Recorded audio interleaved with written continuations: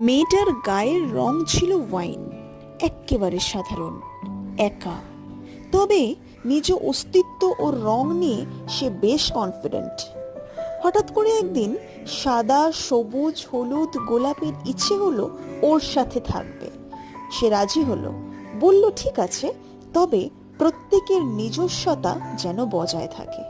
যেমন কথা, সাদা বাকি তিনটে রঙকে সঙ্গে নিয়ে ওর আঁচল আর নিচের অংশে একটা সুন্দর পাড় তৈরি করলো, আর ওর ওপর ছোট্ট ছোট্ট ফুল ও পাতার ডিজাইনে জাল নকশা তৈরি করলো। দুটো বিষয়: জীবনে একা বেঁচে থাকাটা কঠিন, আর দ্বিতীয়, হাজারের ভিড়ে যেন তোমার নিজস্বতা কখনো হারিয়ে না যায়।